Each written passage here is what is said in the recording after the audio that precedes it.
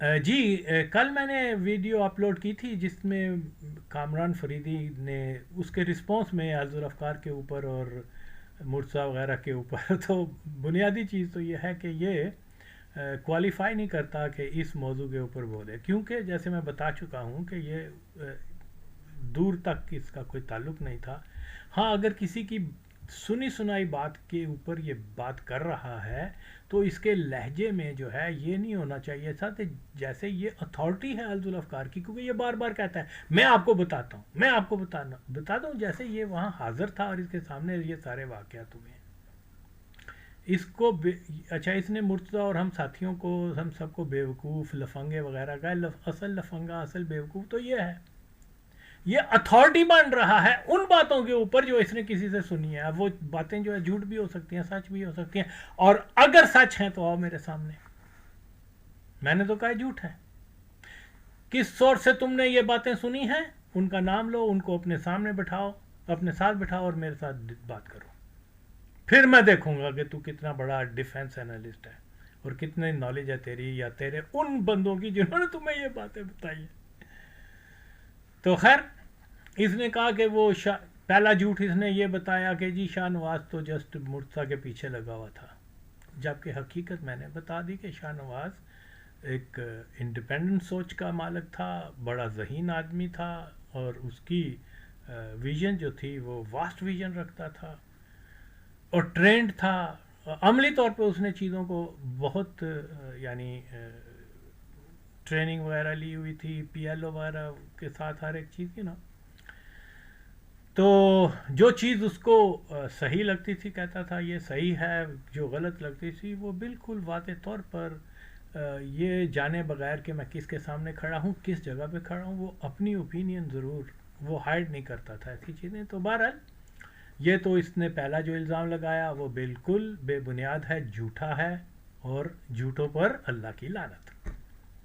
پھر اس نے یہ کہا وہ سرخ ہے، سرخ ہے، ایشیا سرخ ہے، اور میں نے کہا نہیں بھائی، یہ پیپلز پارٹی کا نعرہ کبھی بھی نہیں رہا، اوکے، یہ لیفٹسٹ ایلیمنٹ جو تھے خاص طور پہ اسٹوڈنٹ ونگ میں ایون 50-60 سے یہ نعرہ مشہور ہوا ہے، سرخ ہے سرخ ہے۔ تو ایسے تمہیں پتہ ہی نہیں ہے، تو ایسے منہ جو منہ میں آیا بک دیا۔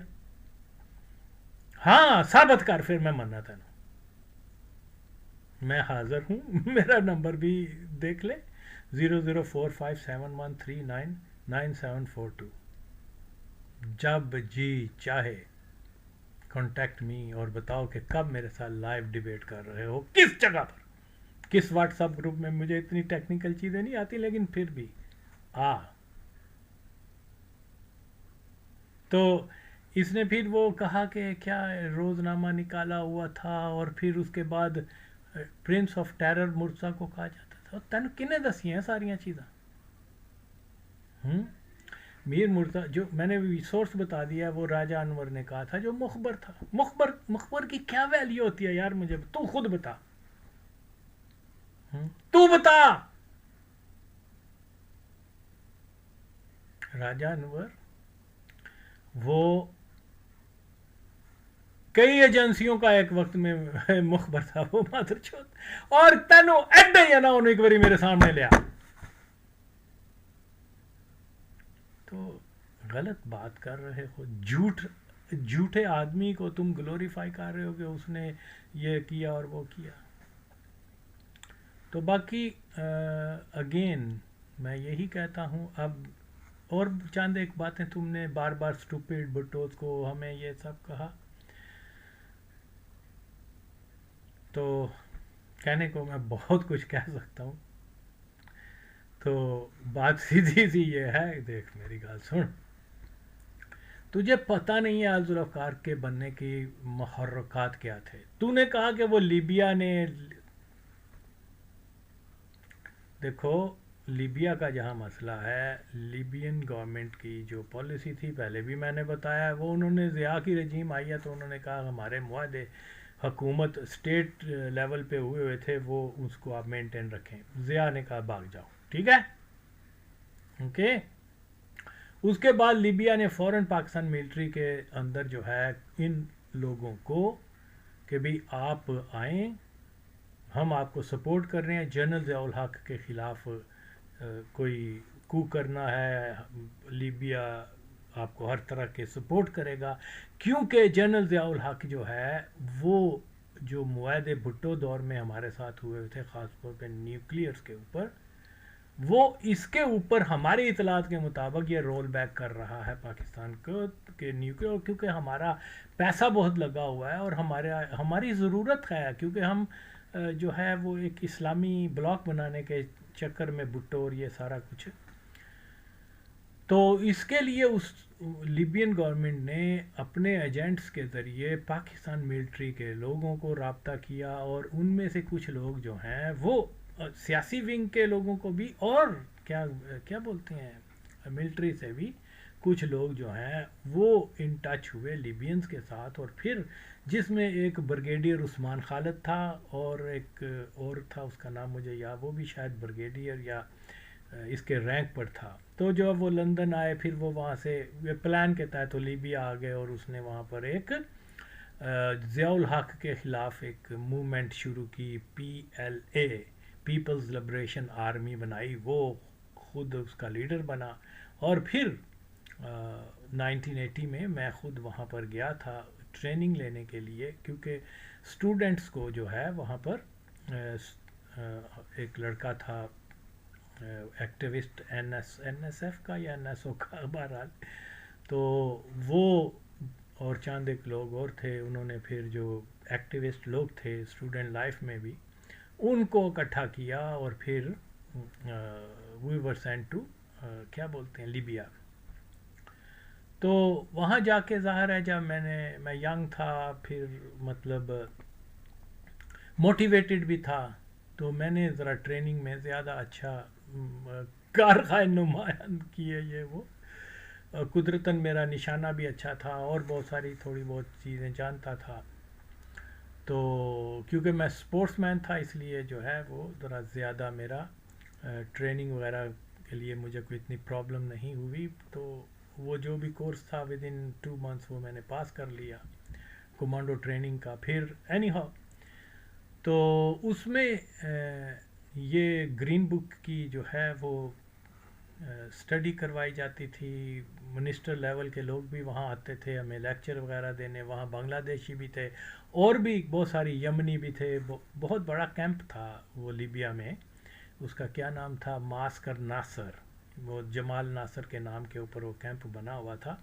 یہی سمجھ لیں کہ وہ پورا ایک سٹی کے بہت بڑا کیمپ تھا، آئی ڈونٹ نو کہ کتنے اس کے مربع میل تھے، بہرحال اس میں تو یہ اس وقت تو منیر مرزا بھٹو اور یہ کیا بولتے ہیں لیبین گورنمنٹ جو ہے وہ آپس میں رابطے میں نہیں تھے، اگر تھے بھی تو بہت چھوٹے لیول پر تھے، تو یہ پاکستان میں رجیم چینج ضیاء کے کرنے کا سب سے پہلے جو اٹیمپٹ تھی وہ جو لیبینز نے شروع کی تھی، وہ پاکستان کے ملٹری آفیسرز کو ساتھ ملا کر کی تھی، اور پھر کیونکہ بریگیڈیئر عثمان خالد جو ہے وہ پیسے ویسے اس کو ملے، پھر وہ لندن چلا گیا، تو اس کے بعد پھر میر مرزا بھٹو کو انہوں نے اپروچ کیا کہ ہم آپ کو فل سپورٹ کرتے ہیں، وہ جو بریگیڈیئر عثمان خالد تھا وہ تو بھاگ گیا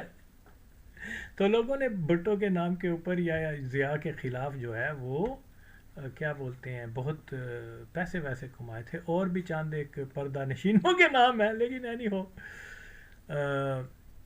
جہاں بات یہ ہے کہ یہاں یہ کہنا کہ جناب علی میر مرزا بھٹو کو انہوں نے یہ لیبیا نہ ہوتا اور الذوالافکار نہ ہوتی، یہ نہ ہوتا، تو وہ الذوالافکار کے ساتھ لیبین نے بعد میں رابطہ کیا، پہلے تو ان کے بریگیڈیئر عثمان خالد کے ساتھ تھے، یعنی فوج کے اندر جو لوگ تھے وہ تھے، تو یہ تمہاری نالج کے لیے اور دوسرے لوگوں کو میں بتانے کے لیے کر رہا ہوں۔ اچھا لطف کی بات یہ ہے کہ اس لیبیا کے کیس کو کیا کہتے تھے، لاہور لیبیا سازش کیس، اوکے، یہ سارا کا سارا جو بعد میں پھر مجھے پتا چلا اس میں زیادہ تر جو لوگ مین فیگر تھے وہ قادیانی تھے، اور اسٹیٹ آف پاکستان کی انڈرسٹینڈنگ کے ساتھ یہ لوگوں کو بھیج رہے تھے وہاں پر. اس میں کچھ جینون لوگ بھی تھے اور زیادہ تر جو مرزئی جو تھے وہ اس لیے وہاں بھیجے گئے تھے لیبیا کے اندر کہ یہ وہاں جا کے لیبیا کے خلاف جاسوسی کریں. اوکے, کئیوں کو لیبین گورنمنٹ نے پکڑ بھی لیا اور ان کو سزائے موت بھی دے دی. حتیٰ کہ ہمیں بھی انہوں نے, میں تھا اور ایک کیا لڑکا تھا پیپلز پارٹی کا, لندن میں آج کل ہوتا ہے سجاد, تاجہ ہم اس کو بولتے تھے. ایون جب ہم لیبیا سے جانے لگے تو لیبین سیکیورٹی والوں نے ہمیں پکڑ کے تسلی کی کہ یہ مرزئی تو نہیں ہے بنغازی ایئرپورٹ کے اوپر. لیکن کیونکہ وہ ظاہر ہے وہ جو منسٹر تھا ان کا کیا بولتے ہیں سالم بن عامر, اس کا نمبر ہم نے دیا تو بات چیت ہوئی تو اس نے مجھے بتایا کیا پرابلم ہے. میں نے جو بھی تھا اس کو بریف کیا. پھر اس نے کہا اچھا سیکیورٹی والوں کو دو, میرا وہ جو بھی آفیسر تھا وہاں پر, تو اس نے ان کو سمجھایا. پھر انہوں نے ہمیں چائے پانی پلا کے تو پھر جہاز میں بٹھا دیا. تو بہت ساری ایسی چیزیں ہوتی ہیں جن کے بارے میں لوگوں کو معلومات نہیں ہیں, کیونکہ میں جانتا ہوں کہ یہ پی ایل بریگیڈیئر عثمان خالد, اور یہ اگر تمہیں نہیں پتا تو جاؤ بریگیڈیئر عثمان خالد کے بارے میں گوگل میں شاید تھوڑا بہت کچھ لکھا ہو, ورنہ کسی پرانے جرنلسٹ سے جا کے پتہ کرو. میں پورے وثوق سے یہ نہیں کہہ سکتا کہ بریگیڈیئر عثمان خالد مسلمان تھا یا مرزئی تھا, یہ اللہ بہتر جانتا ہے. لیکن آف کورس لیبیا میں لوگوں کو بھیجنے کا جو بھی نیٹ ورک تھا اس میں زیادہ تر, جو بعد میں مجھے پتہ چلا, زیادہ تر قادیانی لوگ انوالو تھے. اور کیونکہ جنرل ضیاء الحق کی حکومت جو تھی وہ ٹوٹل قادیانی کنٹرول حکومت تھی, وہ خود بھی مرزئی تھا, تو اس لیے میں یہ سمجھتا ہوں کہ یہ لوگ جو ہیں انہوں نے حکومت کے پلان کے ساتھ ایک سازش کی تھی کہ لوگوں کو وہاں بھیجیں, اپنے جو جاسوس ہیں ان کو وہاں سیٹل کروائیں تاکہ وہ, اور کیونکہ ہم لوگ تو واپس آ گئے نا, ہمیں بتایا گیا کہ جی آپ کو ویپن وغیرہ دیں گے اور پھر وہاں ایک ریولوشن کریٹ ہوگا, آرمی کو کرے گی, پھر ہم اس کو سپورٹ کریں گے, یعنی شہری حد تک یا لوگوں کی حد تک یا پولیٹیکل جتنے بھی ورکرز وغیرہ ہیں. تو یہ کو ایسا ہوگا جس میں ذوالفقار علی بھٹو کو قوم کا کیا بولتے ہیں شہید ظاہر کیا جائے گا, اور جنرل ضیاء کو مارا جائے گا, اور جو لوگ اس میں انوالو ہیں کہ کیا بولتے ہیں بھٹو کی پھانسی میں, ان کو سخت سزائیں دی جائیں گی, جیسے ایران وغیرہ میں. یہ تو بہرحال یہ میں اس کے اوپر میں نے ویسے بہت ڈیٹیل بنائی ہوئی ہیں 10-15 سال پہلے, یا کم از کم 10 سال پہلے ویڈیوز بنائی ہوئی ہیں لیبیا کیس میں یہ وہ کیا تھا, تو اس کی وہ پوری ڈیٹیل وہاں پر کوئی بھی جا کے سن سکتا ہے. یہ بہت ساری چیزیں ایسی ہیں جس کے بارے میں لوگوں کو اتنی معلومات نہیں ہے, کیونکہ جنرل ضیاء الحق کے دور میں اور یا مقبول جان, زاد حامد اور اس قسم کے لوگوں کو پروموٹ کیا گیا کہ وہ جو آ کے ڈس انفارمیشن پھیلائیں. میں یہ سمجھتا ہوں کہ یہ کسی قوم کی سے بدترین غداری ہے کہ جب کوئی اسپیشلی ابھی تو بہت چیزیں ہینڈی ہو گئی ہوئی ہیں, کیا بولتے ہیں یہ سوشل میڈیا وغیرہ, میں بیٹھا ہوں اور میں کچھ بھی نہیں بول رہا ہوں اور لوگوں تک میسیج پہنچ جاتا ہے. ہمارے زمانے اس زمانے میں تو ایسا مسئلہ نہیں تھا, لیکن آج جو لوگ جو ہیں یہ ساری چیزیں جو کر کے ڈس انفارمیشن اور جھوٹ پھیلا رہے ہیں وہ ملک و قوم کے غدار ہیں. اوکے, سچ بولو, اس کی پرائز آپ کو پہ, اگر آپ نہیں تو خاموش رہو. تو اس لیے بہت سارے ایسے مسائل ہیں جن کے اوپر ڈیبیٹ ہو سکتی ہے. سب سے بنیادی چیز ہے کہ پیپل لائک کامران فریدی وغیرہ, یہ وہ بیک گراؤنڈ نہیں جانتے کہ ذوالفقار کیوں بنی, لیکن یہ تبصرہ کرنے آ گیا, وہ بھی سنی سنائی باتوں کا. تو اس سے بڑا لفنگا, اس سے بڑا بے وقوف اور کون ہو سکتا ہے, اس سے بڑا ناخواندہ جاہل غیر تعلیم یافتہ انگوٹھا چھاپ اور کون ہو سکتا ہے. اور بلکہ انگوٹھا چھاپ جو ہیں وہ بھی کہیں گے باؤ جی مجھے تو ان چیزوں کا نہیں پتا, مجھ سے کیوں پوچھتے ہو, کسی اور سے پوچھو.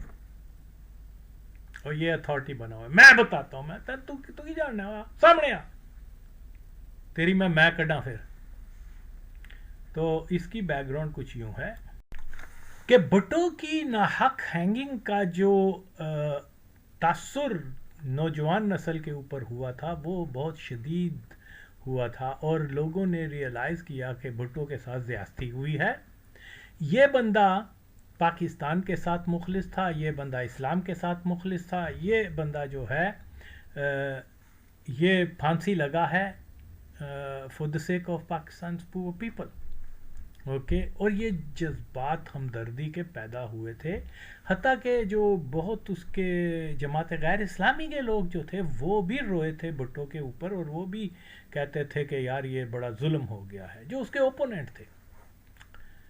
اور بہت سارے جو ہے ایون ملٹری کے کئی لوگ جو ہیں انہوں نے بھی. تو یہ ایک سمجھ لیں کہ ریاکشن تھا لوگوں کے اندر، کیونکہ ساری سیاسی ایکٹیویٹیز بند تھیں اور کوئی راستہ نہیں تھا. تو مطلب لوگ ریونج فل بھی تھے، وہ ضیاء سے بہت زیادہ نفرت کرتے تھے.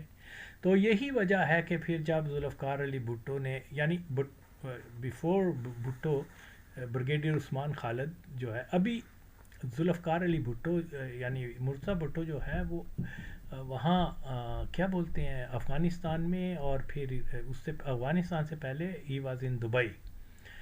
تو وہ ابھی عام نہیں ہوا تھا کہ انہوں نے کوئی نیٹ ورک بنایا ہے افغانستان کے اوپر. چیدہ لوگوں کو پتہ تھا، لیکن پبلکلی زیادہ لوگوں کو نہیں معلوم تھا، اور یہ ویری بگننگ تھی اس کی. تو اسی دوران وہ بریگیڈیئر عثمان خالد نے کا جو ہے وہ پیپلز لبریشن آرمی وہ ہم لوگوں کو پتہ تھی، اور ہمیں یہ بھی تاثر دیا گیا تھا کہ یہ with the understanding of Bhutto family اس نے یہ کیا. وہ تو بعد میں بھی پتہ چلا کہ ایسا ہی تھا، فراڈ تھا، کیونکہ ہم لوگوں کو اٹریکٹ کرنے کے لیے. خیر اینی ہو، تو جو میں نقطے کے اوپر بیان کر رہا ہوں اس کے اندر یہی تھا کہ بہت سارے لوگ، خاص طور پہ اسٹوڈنٹ طبقہ جو تھا، ینگسٹر جو تھے، وہ اسی انتظار میں تھے کہ کوئی کال آئے ہم مرتضیٰ کو جوائن کریں. اوکے، تو اس میں سب سے زیادہ جو لوگوں نے شمولیت کی ہے وہ کراچی کے اردو سپیکنگ، لاہور کے لوگوں نے، اور راول پنڈی کے لوگوں نے، اور پشاور میں. یہ 4 لوگ، اور یہ زیادہ تر ینگ اسٹوڈنٹ تھے. ان میں کوئی لفنگا نہیں تھا، کوئی تلنگا نہیں تھا، کوئی غیر تعلیم یافتہ نہیں تھا. بڑے بڑے پڑھے لکھے لوگ تھے. ابھی آپ امیجن کریں، وکیل تھا جو منسٹر بھی رہا ہوا ہے پاکستان کے بھٹو کے 77 کے دور کے اندر. Highly educated mister Qayyum Butt sahib تھے. اوکے، وہ ایک منسٹر بھی پھر رہا، کیا نام ہے، طارق چیمہ. پھر ایک اسٹوڈنٹ لیڈر ارشد اوان، چودھری اعظم، آصف بٹ جو ابھی بھی وکیل ہے. یہ سارے ہائیلی ایجوکیٹڈ لوگ تھے. یہ کوئی یہ کہہ رہا کہ جی وہ ناخواندہ قسم کے لوگ تھے، جاہل قسم کے، کرمنل اس قسم کے. تو یہ تو پھر بالکل اور بالکل پرسنل ہو گیا. جو تو پرسنل ہے وہ تو میں تو چھڑا گا نہیں ہوں. تو ایسی بات نہیں ہے. تینوں نہیں پتا، تو جا پہلے پتا دے کر کہ کون کون ممبر سن ذوالفقار تھے. اور لیاری کا تو ایک بھی لڑکا نہیں تھا اس زمانے میں. جتنے بھی تھے ایون سندھ سے بھی نہیں تھے. اوکے، زیادہ تر پنجاب سے تھے. پنجاب کے بھی 2 شہروں سے، لاہور سے، اور پھر کیا بولتے ہیں، کیا وہ لاہور، کیا راول پنڈی سے، پشاور سے، کراچی سے. اوکے، یعنی شہری لوگ تھے، اربن ایریا سے تعلق رکھنے والے. ابھی ایک سینیٹر بھی تھا، کیا نام ہے اس کا، سردار سلیم، وہ بھی پڑھا لکھا آدمی تھا. اور بھی بہت سارے، ڈاکٹر نیازی بھی وہاں آیا تھا. اور بھی ایک کیا نام ہے، ایک جج تھا، وہ بھی کراس دا بارڈر، اور وہ بھٹو صاحب کے کیس میں انوالو تھا. واٹ واز ہز نیم، مجھے نام بھول رہا ہے. بہرحال یہ بھی وہاں آئے تھے اور یہ جناب انہوں نے بھی الذوالافکار کے لیے اپنی سروسز دی تھی. مرتضیٰ نے کہا نہیں تھینک یو ویری مچ, آپ ہمیں ینگسٹر کی ضرورت ہے اور پھر آپ ہمیں دعاؤں میں یاد رکھیں, ہم سے جو ہو سکے گا کریں گے, ہم آپ کو پاکستان میں تبدیلی لائیں گے اور آپ لوگ جو ہے اپنی ایگزائل ختم کر کے واپس آنا اپنی فیملیز وغیرہ میں. اور یہ کہہ رہا ہے کہ یہ غیر تعلیم یافتہ اور بہت سارے لوگ ہیں, میں اب کیا بتاؤں. تو یہ بالکل اور بالکل اس کو کسی چیز کا سمجھ نہیں ہے اور یہ بہت بیوقوف ہے, بہت لفنگا ہے, بہت بے شرم ہے, ایک ایسے موضوع پر بول رہا ہے جس کی اللہ بے نہیں اس کو پتہ. تو اب یہ میں نے مختصر سی بیک گراؤنڈ بتائی ہے کہ یہ لوگ جو تھے وہ ہم کیوں موٹیویٹ ہوئے, ہم کیوں ہم نے بارڈر کراس کیا اور اس کو مسلح جدوجہد. اور رہی بات یس ڈیورنگ دس ٹائم جب ہم یہ مسلح جنگیں وغیرہ کر رہے تھے, ہم میں کوئی لفنگا تلنگا نہیں تھا. ہمیں بے شمار لوگوں نے بڑی آفرز کی جن کو پتہ چلا کہ زیڈ او کے لوگ جو ہیں کمانڈوز یا ٹرینڈ لوگ آئے ہوئے ہیں اپنے مشنز کے اوپر. سم ہاؤ بڑے بڑے نامی گرامی بدماشوں نے ہمیں اچھی خاصی رقم کی آفر کی کہ ہمارے دشمن داری کو مار دو, یہ کر دو. ہم نے فک یو باسٹرڈز, ہم ریولوشنری لوگ ہیں, ہم کوئی تلنگے فلنگے تو نہیں ہیں. اور کیا ماجا ایک سکھ تھا, ایک وہ کیا بولتے ہیں, لاہور کی بات بتا رہا ہوں, آئی ڈونٹ اب نام بدماشوں کے, سہیل اصغر اور بہت سارے بدماش بڑے بڑے نامی اس زمانے میں, وہ ہمارے ترلے منتیں کرتے رہے. وہ ایک لڑکا تھا وہ بیچارہ وہ مطلب ڈرنک ونک کیا کرتا تھا. ہاں یہ لڑکا جو ہے اس کو ہم نے کیا بولتے ہیں, وہ پراپرٹی کا کام کرتا تھا, پراپرٹی ڈیلر تھا. تو اس کے تھرو جو ہے ہم نے گھر ور لیے ہوئے تھے لاہور کے اندر, کیونکہ ہم کوئی 15-16 لوگ تھے جو کہ افغانستان سے آئے ہوئے تھے. تو وہ پھر ان کے گھر کا رینج وغیرہ ذرا مشکل تھا گھر لینا, لیکن کیونکہ اس نے فیور کی کہ وداؤٹ گوئنگ آل دا فارمیلٹیز اس نے ہمیں, کیونکہ وہ جانتا تھا ہمیں کہ ایک ریفرنس ہے, تو وہ ظاہر ہے کہ کبھی لوز ٹاک کر دیتا تھا. تو اس لیے بہت سارے بدماش جو ہیں وہ چاہتے تھے کہ ہم لوگوں کو استعمال کریں, پیسے بہت دیتے تھے کہ بھئی آپ, اور لیکن الحمدللہ ایسا کوئی نہیں ہوا. بلکہ ایک اور بہت نامی گرامی بدماش جن کی ذاتی دشمنیاں تھیں, کیا بولتے ہیں, خاندانی جو ہوتی ہیں, وہ الیاس چونٹھیا, کیونکہ اس کا چھوٹا بھائی جو ہے چودھری اعظم, وہ ہمارا کلیگ دوست تھا, کامریڈ تھا. تو وہ بھی کیونکہ ہائی جیکنگ میں آیا تھا, تو بہت سارے بدماشوں نے اس کو بھی اپروچ کیا کہ یار اپنے بھائی کو کہو کہ الذوالافکار کے لوگ ہمارے لیے کام کریں, ہم ان کو بہت پیسے دیں گے. تو وہ تو بہت دھرلے والا آدمی, وہ گالیاں سے تڑید ایسی تیسی, وہ ریولوشنری میرے بھائی ہیں اور تم ان کو بدماش سمجھتے ہو.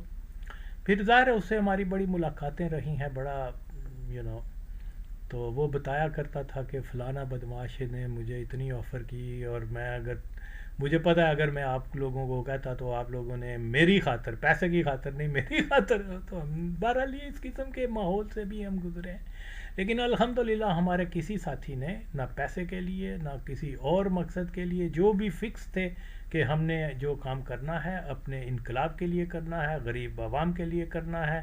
یہ کیونکہ جرنلز وغیرہ جو ہیں وہ دشمن ہیں عوام کے, امریکی ایجنٹ ہیں, جب تک یہ ہیں تب تک جو ہے ہم اس استثالی نظام سے نکل نہیں سکیں گے. یہ بات تھی, اور یہ مادر چود ہمیں کہہ رہا ہے لفنگے تلنگے. شیم آن یو. تو بہرحال اب اس کا ایک میں پھر وہ کہہ رہا ہوں کہ میری وہ تقریر آئی مین اس کی ایک وہ بیان سنیں, پھر اس کے بعد میں اس کا پوسٹ مارٹم کرتا ہوں. بہت زیادہ ایک چیز شروع کی جو کہ اٹ واز بگر دین ہم. اب جب سب سے سپورٹ, پہلی جو سپورٹ ہے وہ لیبیا کی ہے. معمر قذافی نے ان کو ویلکم بھی کیا, رکھا بھی, ٹریننگ بھی دی, لیکن کوئی ایز سچ ٹریننگ اگر آپ کہیں کہ ان دونوں بھائیوں کی طرف سے نہیں تھی. اینڈ دین دیر از علی سنیارا ہے, یا اس میں ایاز سموئی, اور کئی ایسے بے تحاشا نام ہیں. اور انہوں نے جو دوستی کی وہ اس لیے کی ان لوگوں سے کہ ان کے تعلقات اور یا ان لوگوں نے برداشت اس لیے کیا although in many occasions they didn't agree with the ideology, لیکن چونکہ دوست کے بیٹے ہیں اور رب ملک میں کیسا چیزیں ہوتی ہیں. اس کے علاوہ 2 اور ملک ہیں اس میں جس کا نام بہت زیادہ تھا. انڈیا تو آپ نے سنا ہی ہوگا کہ ان کے لوگ ٹریننگ کرتے تھے, لیکن ایک سینسٹیو چیز چل رہی تھی, اگر وہ نہ ہوتی تو شاید الذوالفقار نہ ہوتی, وہ تھا افغانستان. افغانستان میں کیا معاملہ تھا کہ افغانستان کی جو خفیہ ایجنسی اس کا نام ہے خاد. اب ضیاء الحق نے افغانستان میں عمل دخل شروع کیا ہوا تھا, وہاں پہ طالبان اور والی چیزیں, ایک کولڈ وار کا سلسلہ امریکہ کی ہیلپ کر رہا ہے. So خاد needed somebody on their payroll and that was Al-Zulfikar. So جو مدد ان کو افغانستان کی طرف سے آئی یا جو ان کا رہنا ذہن افغانستان میں رہا یا جو خاد کا جو بیکنگ تھی, اس کی وجہ یہ تھی کہ وہ ضیاء الحق کے دشمن تھے and they needed somebody and they bet on a wrong and a weak horse. ان کے پاس اور شاید آپشن اتنا زیادہ موجود نہیں تھے. some foolish kids who wants to do it, اور نمبرز موجود تھے چونکہ بھٹو کا وہ ایک کہہ لیجیے کہ رومانس ہے بھٹو کے نام کے ساتھ کہ جیے بھٹو سدا جیے والا, تو وہ جو ہے جانثار اور پاگل پن یا ڈیلوژنل بچے وہ ان کے ساتھ شامل ہوئے and that become what they call Al-Zulfikar. اس کو AZO اور کئی جگہ پہ اس کو AZU کے نام سے کیا جاتا ہے, جنہوں نے پاکستان میں کچھ کامیاب زیادہ تر ناکام کاروائیاں کی because they were delusional. Kamran بھی میر مرتضیٰ بھٹو کو عالمی سپورٹ تو مل گیا, لیبیا کا, افغانستان کا اور انڈیا کا, لیکن کیا یہ الذوالفقار کو اسٹیبلش کرنے کے لیے ملا یا جو اس کی کاروائیاں ہوتی تھی, اس کی اسٹریٹجی, اس کی پلاننگ, اس میں بھی سپورٹ ملتا تھا؟ اس کا ماسٹر مائنڈ کون تھا پیچھے؟ 2 ماسٹر مائنڈ تھے علی بھائی پیراللس میں. اب لیبیا کی طرف سے جو ٹریننگ اور پیسہ اور وہ ساری چیزیں مل رہی ہیں, they got a lot of money from it, کیونکہ Afghanistan was not a place. تو ان کو جو زیادہ فائنینشیل سپورٹ وہ لیبیا, سب سے زیادہ فائنینشیل سپورٹ کو لیبیا سے ملی ہے. Arms they get from PLO, اور ان کا بہت زیادہ آرمز میں امونیشن میں PLO نے بہت ہیلپ کی. لیکن جو پلاٹنگ تھی وہ سب سے زیادہ وہ 2 ملک تھے. میں اس کو 1 اور 2 کر کے بیان کرتا ہوں. نمبر 1 واز خاد نجیب. تو وہ جو پلاٹنگ میں معاملہ تھا وہ افغانستان ہیلپ کر رہا تھا کیونکہ وہ انٹیلیجنس ایجنسی تھی اور they were very vicious. اور ان کی جو پلاٹنگ تھی وہ پلاٹنگ کیونکہ ان کو باڈی چاہیے تھی and body they were providing, تو وہ جو پلاٹنگ جو تھی وہ زیادہ تر جو تھی وہ خاد کی طرف سے تھی, اور کچھ جو ٹارگٹس تھے وہ انڈیا کی طرف سے تھے. یعنی ان کو بیسیکلی کسی ملک کو آپ کو انسرٹن سچویشن پیدا کرنی ہے, دہشت گرد کاروائیاں کرنی ہے, کیوس سچویشن, کیونکہ یہ اتنا زیادہ ٹیکنیکل نہیں ہوتا. جب آپ کو کاروائیاں کرنی ہے, you just want a chaos, you want bomb blast, you want high profile murder, زوسن بھوپالی فلاں ڈھمکانا. سو آپ کہتے ہیں کہ یعنی پھر آپ کسی کو بھی لپیٹ دیں, that's gonna be a chaos situation on military raj کے اندر. تو زیادہ تر جو کاروائیاں ہیں وہ بیسیکلی ان کو جو انہوں نے انہیرٹ کی ہیں وہ خاد اور را سے کی ہیں, اور یہ ان کا اپنا برین چائلڈ نہیں تھا. یہ اتنے میچیور یا ڈیولپ نہیں تھے کہ یہ ٹارگٹ کو خود پک کر سکتے. جن کو جو ہائی جیکنگ کا جو پورا پلاٹ ہے, سلام اللہ عالمگیر ٹیپو والا جو معاملہ ہے, وہ ٹیپو واز اٹ سیلف لفنگا بدماش ٹھگ. آئی مین اٹ واز, اس کے ساتھ رشید علی خان تھے جس کے بھائی میرا دوست Aamir was very good friend of mine. جو ارشد کا جو بھائی تھا was a friend of mine from back in days. وہ ہم سے بڑا تھا اس وقت, but he was a friend of mine. تو اس وقت سے مطلب جو میں نے سمجھا کہ سعود یا اور ایسے لوگ ہیں جو اس وقت شامل ہوئے, یا تاجو ہے جو کہ لیاری گینگ وار میں آپ نے اس کا بہت نام سنا ہوگا کہ he was part of it. اور ان کی زیادہ تر جو ریکروٹنگ جو لیاری سے اس وقت بہت زیادہ ہو رہی تھی کیونکہ وہاں ایجوکیشن کی کمی تھی اور وہ جیالے بہت زیادہ تھے and they wanted something, ان کو کچھ کرنا تھا بھٹوازم کے لیے. تو وہ جو ان کی ریکروٹنگ تھی وہ ان ایجوکیٹڈ وہ لوگ تھے جو انہوں نے جو بلنڈرز کیے ہیں. ویل گو فارورڈ, آپ کو میں بلنڈر بتاؤں گا آپ کی عقل, کیونکہ وہ بات نہیں کرتا, لوگوں کو پتہ نہیں ہے. میں سویڈن میں رہا ہوں جہاں پہ کافی لوگ جو انہوں نے ہائی جیکنگ میں چھڑوائے تھے وہ سویڈن میں تھے, اور وہ روتے اور کوستے ہیں اس معاملے کو, کیونکہ انہوں نے اتنے بڑے بڑے بلنڈر کیے ہیں اس کے اندر کہ ان امیجنیبل. کوئی کیونکہ آرگنائز اسٹرکچر کوئی ایسی چیز نہیں تھی. یعنی الذوالفقار بیسیکلی کیا تھا کہ وہ بلاتے تھے اور آپ کو حلف لیتے تھے.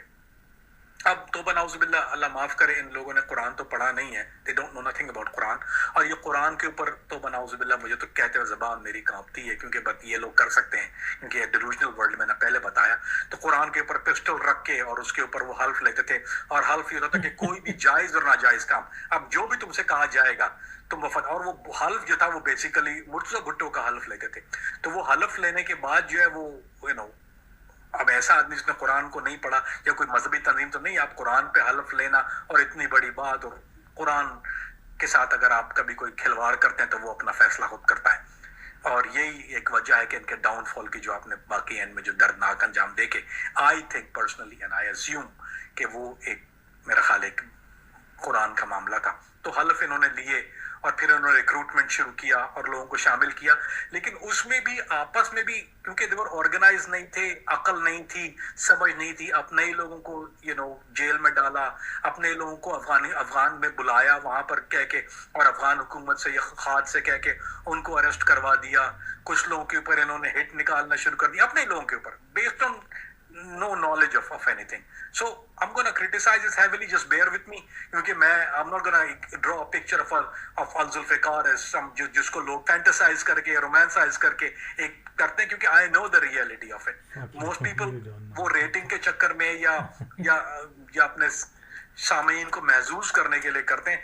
That's not what I do. I break the myth and that's what I'm here for. Kamran भी अब ये बात तो समझ आती है कि लीबिया बहुत ज़्यादा एक चीज शुरू की जो कि it was bigger than him. अब जब सबसे ज्यादा सपोर्ट, पहली जो सपोर्ट है वो लीबिया की है। मुअम्मर कद्दाफी ने इनको वेलकम भी किया, रखा भी, ट्रेनिंग भी दी, लेकिन कोई एज सच ट्रेनिंग अगर आप कहें कि इन दोनों भाइयों की तरफ से नहीं थी। And then there is Ali सुनियारा है, या उसमें अयाज समूह और कई ऐसे बेतहाशा नाम हैं, और इन्होंने जो दोस्ती की वो इसलिए की इन लोगों से कि उनके ताल्लुकात, और या इन लोगों ने बर्दाश्त इसलिए किया although in many occasions they didn't agree with the ideology, लेकिन चूंकि दोस्त के बेटे हैं और अरब मुल्क में कैसा चीजें होती हैं।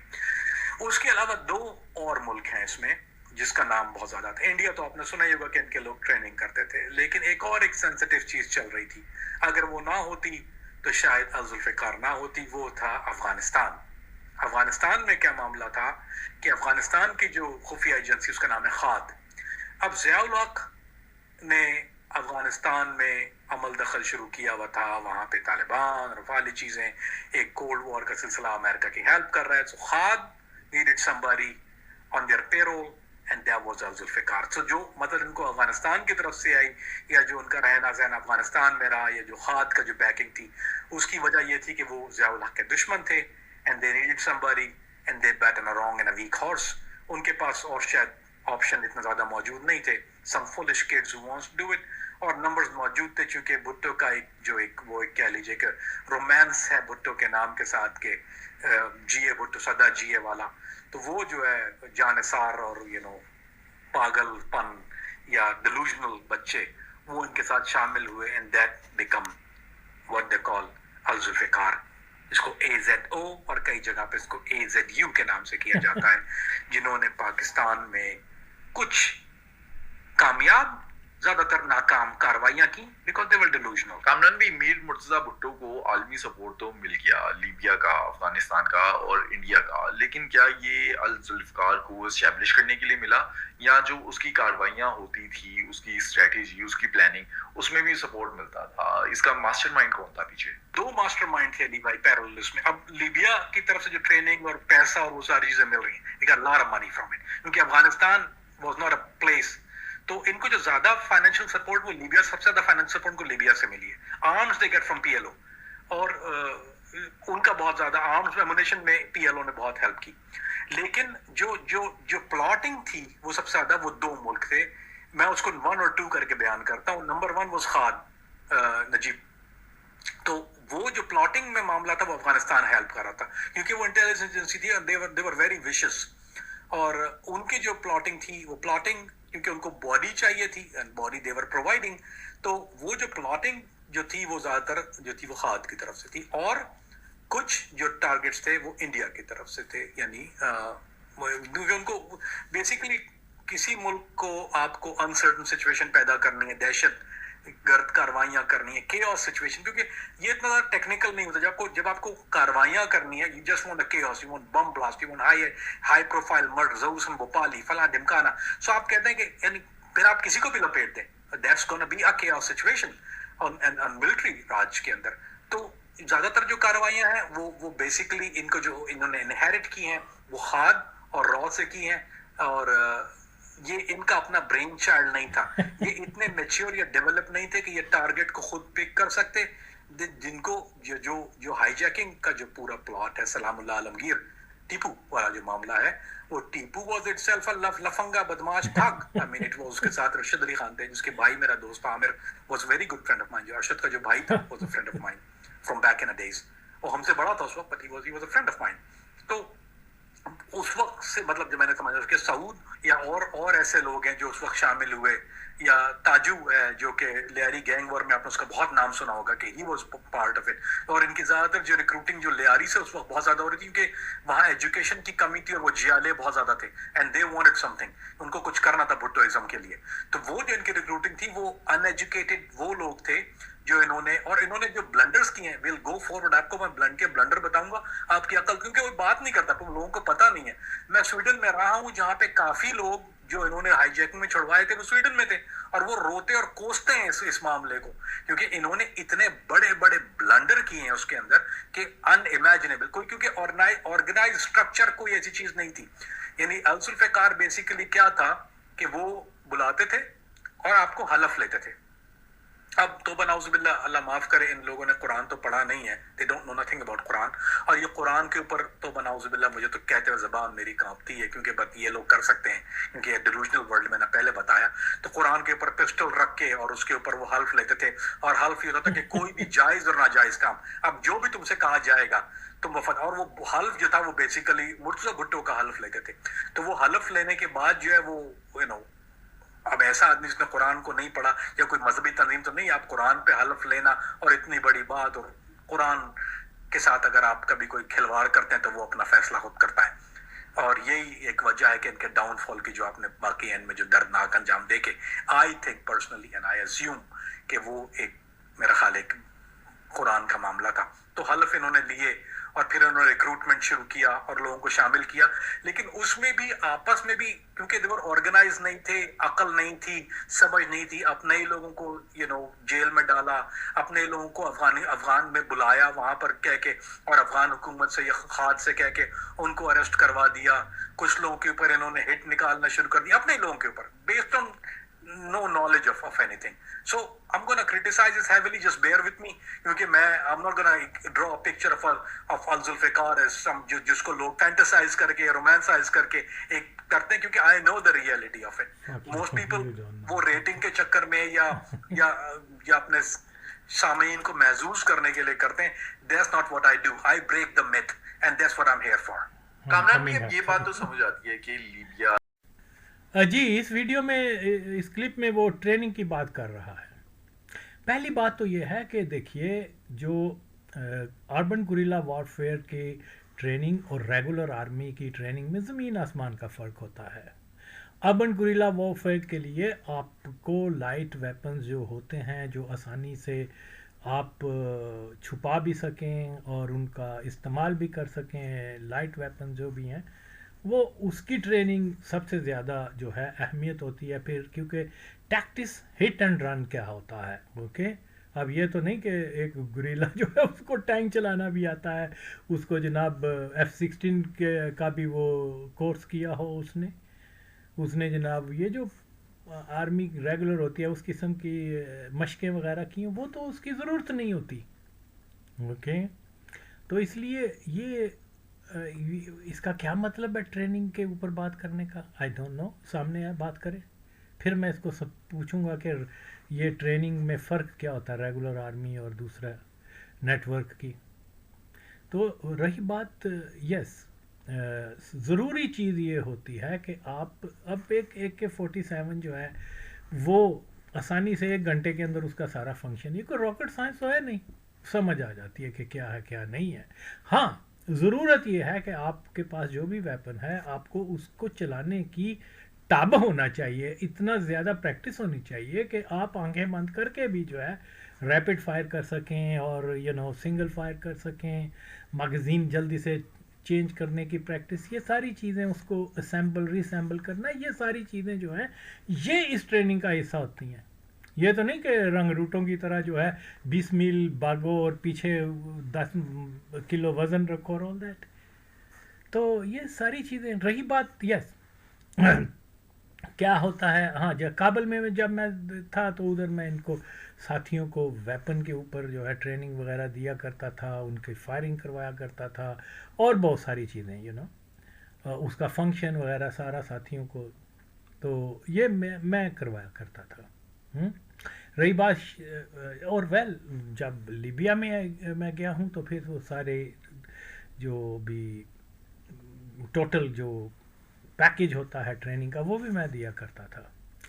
تو یہ کیا کہتے ہیں, ہاں شاہ نواز بھٹو نے بھی ٹریننگ لی ہوئی تھی پی ایل او بیروت میں جا کے, وہ بھی بہت, بلکہ میں نے کئی بار ذکر کیا ہوا ہے کہ وہ بہت امپریس ہوا تھا میرا نشانے بازی کو دیکھ کر. اس کے مجھے انعام بھی ملا تھا, جس کی اب میں لمبی ڈیٹیل کیا جاؤں, لوگ کہیں گے اپنی بات کرتا ہے. تو یہ اب تو آ کے بتا کہ تو کیا ٹریننگ کی ہے تو نے, آتے صحیح. وہ زاد حامد کی طرح ہاتھ میں گن پکڑ کے فوٹو لگا دینا, اوکے, اوے یہ سارے شعبدے بازی ہوتی ہے. وار زون کے اندر ہتھیار پکڑ کے کسی جگہ پر جا کے فائر کرنا یا وہاں ایون سٹے کرنا, اس کی ریکوائرمنٹ دوسری ہوتی ہے. اوکے, وار زون پہ جائے آدمی ویسے ہی پاگل ہو جاتا ہے, بینچت اتنے بڑے بم کے دھماکے ہوتے ہیں, ٹینک چلنے کے, راکٹ, تو آدمی کے تو اوسان خطا ہو جاتے ہیں. تو اس کے لیے بہت ضرورت ہے کہ آپ کا سیلف کانفیڈنس آپ کو ہو, آپ کو وار زون میں رہنے کا تجربہ ہو. لیکن کیونکہ اگین ہمارا تو دوسرا طریقہ تھا, لیکن اللہ کے فضل سے میں کیونکہ رہا ہوں وار زون کے اوپر اور میں نے دیکھا ہوا ہے نزدیک سے, تو وہ بمبوں کی کیا کہتے ہیں دھماکے اور یہ چیز, یہ تو میرے لیے تو کوئی ایسا مسئلہ نہیں ہے. تو اگین جہاں تک اس نے ویپن کی بات کی ہے, ذرا کلیئر کرے کہ ٹریننگ کا اس سے کیا مراد ہے. میں تو حیران ہوں کہ ایسے لوگ جو ہیں وہ کیا بولتے ہیں, ایسے لوگ جو ہیں وہ کس قسم کی بے وقوفانہ والی بات کرتے ہیں. پھر یہ کہہ رہا ہے کہ وہ کیا بولتے ہیں اس کو, طالبان کے بارے میں کہ بھی وہ جنرل ضیاء الحق طالبان کو سپورٹ کر رہا تھا. اس کو اتنا بھی نہیں پتا, اس زمانے میں تو طالبان کا وجود بھی نہیں تھا, وہ مجاہدین ہوتے تھے. پھر یہ کیا علی سنارو اور دوسرے لوگ یہ بعد میں آئے ہیں الذوالافکار کے اندر. اور ہاں بھی یہ پھر میں تمہیں بتاؤں کہ الذوالافکار کے اندر وہ کوئی تمہاری طرح جو چھوٹی موٹی جماعتیں میٹرک ہو گئے تم زیادہ سے زیادہ, تو مجھے اس سے کوئی غرض نہیں, میری بھی کوئی زیادہ ایجوکیشن نہیں ہے. میں 3rd ایئر کا اسٹوڈنٹ تھا جب میں پاکستان سے بھاگ گیا تھا, مجھے وانٹیڈ لسٹ میں تھا. I couldn't continue my education, جو انسٹیٹیوشنل ایجوکیشن ہوتی ہے, کیونکہ میں بہت ینگ ایج میں پاکستان سے نکل گیا تھا.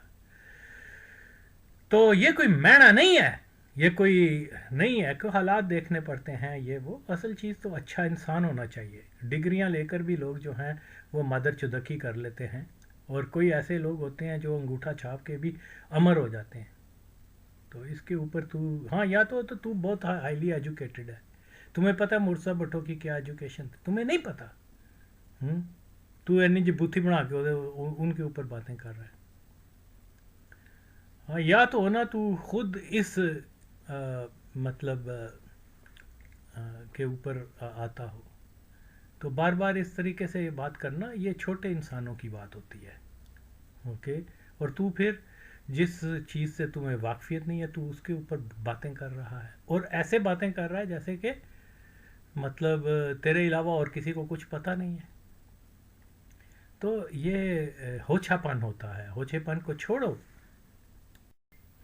جی یہ کہہ رہا ہے کہ وہ خاد کے پے رول پر تھے الذوالافکار کے, اور وہ اسٹوپڈ کڈز اور آل دیٹ. ہوں گل ذاتیات آ گئی ہے, جے تو حلالی ہے نا تو میرے سامنے تو آ, اور حرام زادے سن میری گل. یہ جو خاد وغیرہ یہ جتنے بھی لوگ تھے نا ادھر, ان کے آلریڈی الذوالافکار تو اس میں شامل نہیں تھی. اوکے, اور یہ نہ الذوالافکار اس کے پے رول پہ تھی. سنیں تم لے دے منڈیا نا کی کرتا رہے ہوئے تیری میں. تو یہ خاد کا اپنا ایک تھا، وہاں بہت سارے قبائلیوں کو بہت سارے اور نیٹ ورک تھے جن کو وہ فنانشلی اور اسلحہ وغیرہ دیتے تھے اور وہ ان کے لیے کام کرتے تھے. اوکے. خاد کی خواہش ضرور تھی کہ آلذوالافکار کے لوگ، میں بتاتا ہوں، ڈاکٹر نجیب نے میرے سامنے ہم لوگوں کو کہا کہ جی آپ کو ہم ٹاسک دیتے ہیں کہ آپ گلبدین کو مار کے آؤ. ہمارے جو لوگ ہیں وہ کام نہیں کرتے، تو گلبدین جو ہے وہ موسٹ وانٹڈ ہے. اگر وہ ختم ہو جائے تو ہمارا انقلاب پتہ نہیں کہاں سے کہاں چلا جائے گا. ہاں. تو اسی طریقے سے اور بھی آلذوالافکار کے لوگوں کو، مرتضیٰ بھٹو وغیرہ کو، وہ یہ کہا کرتے تھے کہ ہم آپ کے ساتھ مکمل تعاون کریں گے، فنانشل سپورٹ بھی کریں گے، ہر چیز کا، لیکن آپ جو ہیں اپنے ساتھیوں سے ہمارے انقلاب کے لیے بھی، اس کے دفاع کے لیے بھی دشمنوں کو ٹارگٹ کریں. نہ مرتضیٰ نے کیا، نہ ہمارے کسی اور ساتھی نے کیا. اوکے. راجہ انور جیسے حرامزادے اور ایک حاجی اشرار تھا اور اس قسم کے لوگ جو تھے، وہ ان کا تو تنظیم کے ساتھ براہ راست کوئی تعلق نہیں تھا، اگرچہ حاجی اشرار نے کوشش کی تھی کہ وہ جوائن کرے آلذوالافکار کو، لیکن وہ کیونکہ اس کے اوپر یہ تھا کہ یہ خاد کا کرندہ ہے تو اس کو انہوں نے دور رکھا بٹوز نے. اوکے. تو یہ بھی اس کی بات بالکل غلط ہے. اس کو کچھ بھی نہیں پتہ نہیں کہ کون سی ایجنسی نے اس کو پیسے ویسے دیے ہیں اور اس کو پروموٹ کر رہے ہیں. جاہل ایجنسیاں بھی پاکستان کی مادر چوت جو قادیانی ایجنسیز ہیں وہ ماں چوت ایسے لوگوں کو پروموٹ کرتے ہیں، ایسے ڈفر قسم کے لوگوں کو بہن چودوں. تو بہرحال یہ بالکل اور بالکل قطعاً آلذوالافکار جو ہے وہ خود مختار ایک تنظیم تھی جس میں نہ کرمنل تھے، تعلیم یافتہ لوگ تھے. ابھی کوثر علی شاہ انجینئر تھا، ہائیلی کوالیفائڈ. وہ پاکستان کا کرکٹر، کیا نام ہے، ایکس کرکٹر جو جج بھی بنا بعد میں، آفتاب گل، اس جیسا تعلیم یافتہ ہارڈلی آپ کو پاکستان میں کوئی ملے گا. ہی واز آلسو تو اور بہت سارے لوگ ہیں، مجھے نام نہیں، فرت عباس، یہ سارے پڑھے لکھے لوگ تھے. اور یہ بہن چوت کیا کہہ رہا ہے کہ وہ غیر تعلیم یافتہ اور اسٹوپڈ فولش، اور یہ وہ، کیونکہ یہ ہمیں کہہ رہا ہے اس لیے مجھ سے گالیاں سنیں، اور میں بڑا کوشش کر رہا ہوں کہ اس کو نہ میں مطلب وہ طریقہ نہ استعمال کروں جو میں لبرلز وغیرہ کے لیے کرتا ہوں اور جن کو میں نے ٹھکائی کی ہوئی ہے، اور یا وغیرہ کی جن کو میں نے. لیکن یہ آدمی وہ ٹوٹے چھتر کرواتا جا رہے ہیں. تو جے پت حلالی ہے نا تو سامنے آ میرے، تو پھر تیرے نام میں مناں گا تے کہ بھئی واقعی تو کسی جنے دا پوت ہے. تو ایسے ہی فضول باتیں کر رہا ہے. تو جہاں تک وہ پلان جو مشن تیار کیا جاتا تھا، یہ اس کے مطابق کہ وہ خاد والے کرتے تھے.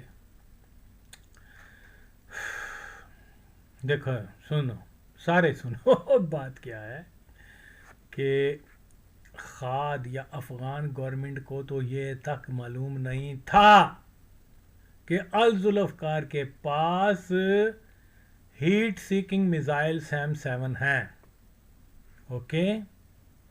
کیونکہ مرتضیٰ وغیرہ کا یہ اندازہ تھا کہ اگر ان کو نالج ہو گئی کہ ہمارے پاس یہ میزائل ہیں تو یہ اپنے قبضے میں لے لیں گے. تو وہ میزائل جو ہیں وہ کہاں رکھے ہوئے تھے؟ وہ پی ایل او کی جو امبیسی تھی کابل کے اندر، وہاں سیکرٹلی رکھے ہوئے تھے. اور پھر جب جنرل ضیاء الحق، یہ پلان کی میں بات کر رہا ہوں، اور بہت سارے پلانز ہیں جو بنائے گئے اور کس طریقے سے، وہ مکمل طور پہ آلذوالافکار کے اندر شاہ نواز اس کا سرپرست ہوتا تھا، اور وہ اپنے ڈسکس کرتا تھا ان لوگوں کے ساتھ ہفتہ پہلے، 10 دن پہلے، 15 دن پہلے، کہ یہ مشن ہے اور اس کو ہم نے کیسے.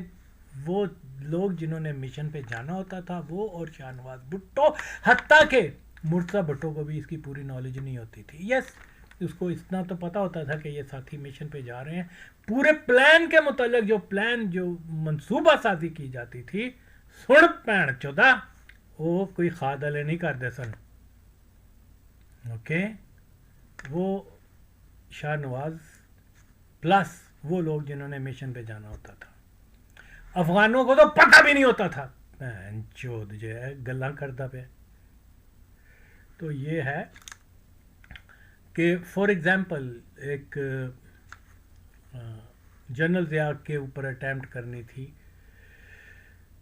मिसाइल मारने की, उस मिसाइल को कैसे पाकिस्तान भेजा गया, विदाउट द नॉलेज ऑफ खाद, ओके।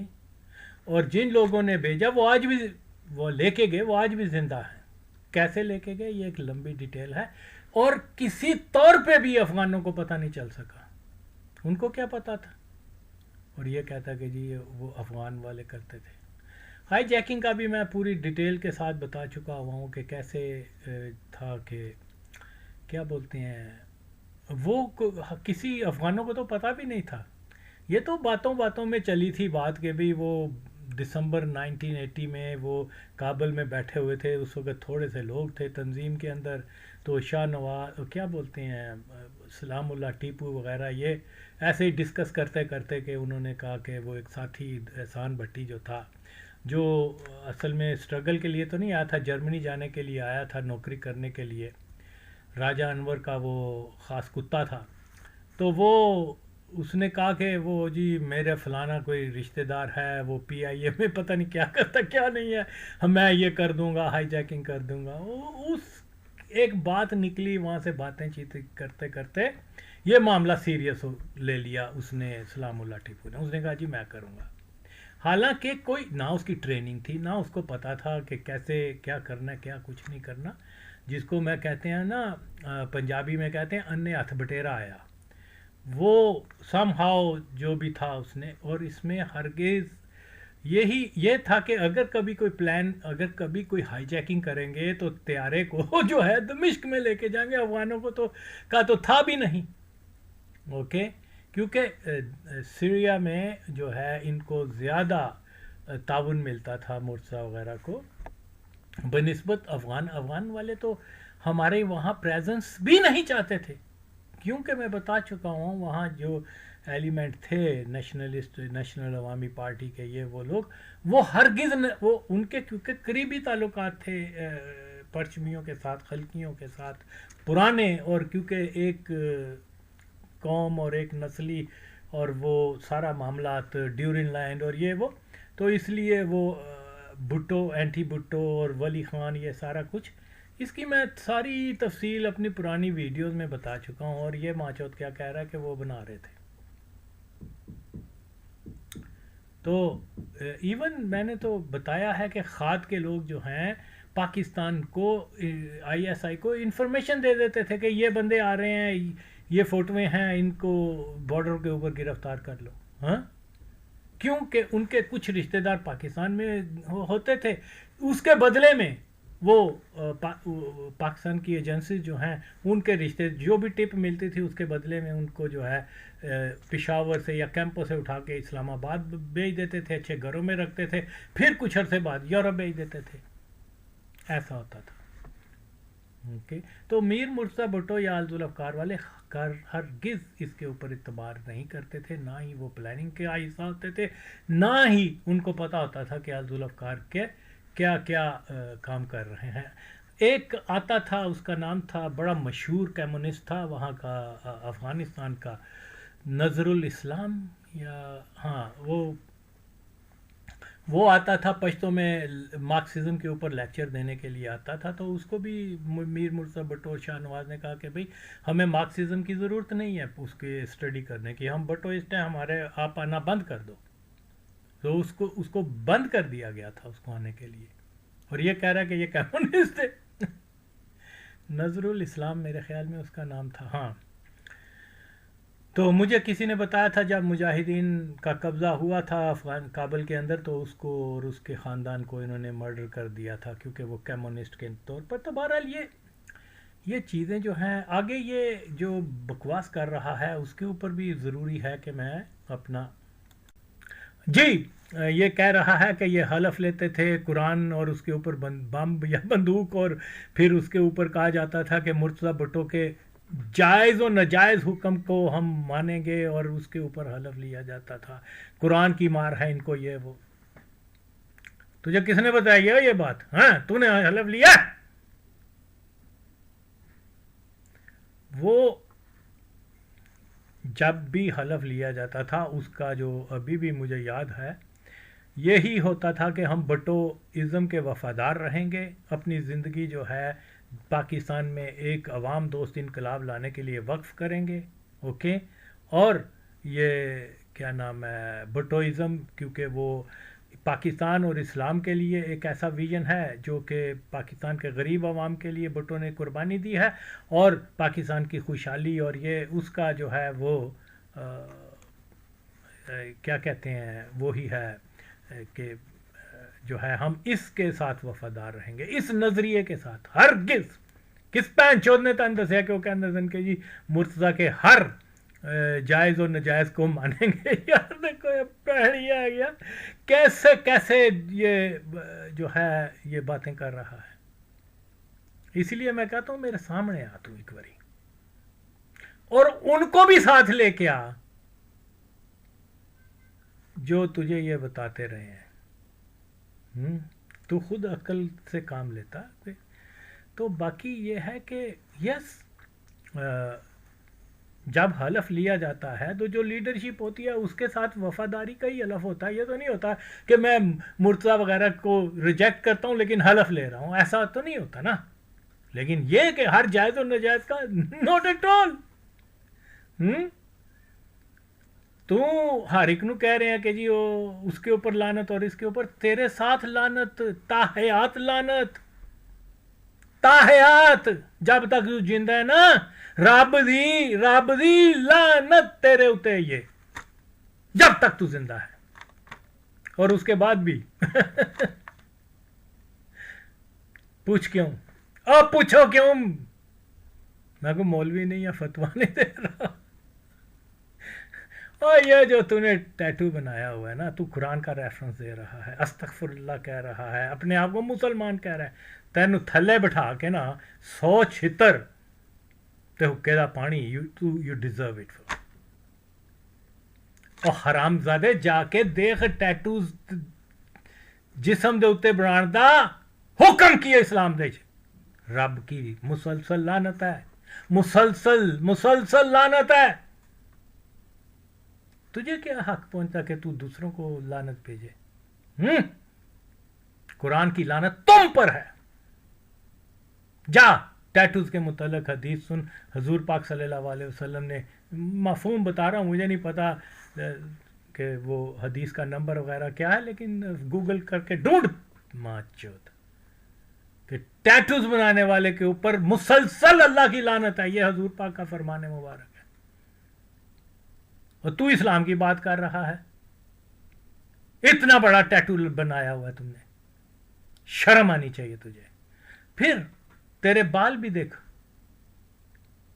وہ عورتوں کی مثل جو رکھے ہوئے ہیں اس کے اوپر بھی نبی پاک صلی اللہ علیہ وسلم نے فرمایا ہوا ہے کہ جو نقل کرتے ہیں عورتوں کی، لمبے بال رکھتے ہیں عورتوں کی طرح، وہ ہم میں سے نہیں ہے۔ تو اسلام کی بات کر رہا ہے۔ اب ٹھیک ہے کٹوا دیے کسی مجبوری کے تحت، لیکن of course go and remove your tattoos as well, پھر بات کرنا اسلام کے اوپر۔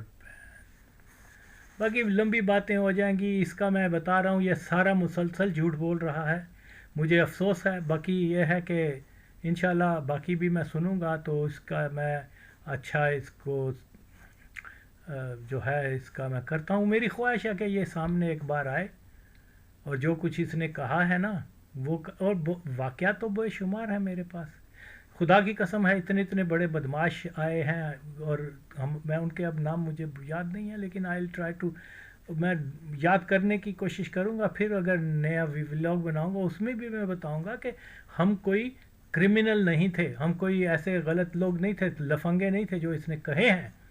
اوکے، یہ لفنگا بھی خود ثابت ہو رہا ہے، اور یہ حرامزادہ، اور پھر میں کہتا ہوں حلالیت سامنے آئے۔ اوکے، یہ لفنگا بھی ثابت ہو چکا ہے اور یہ جھوٹا بھی ثابت ہو رہا ہے. باقی پھر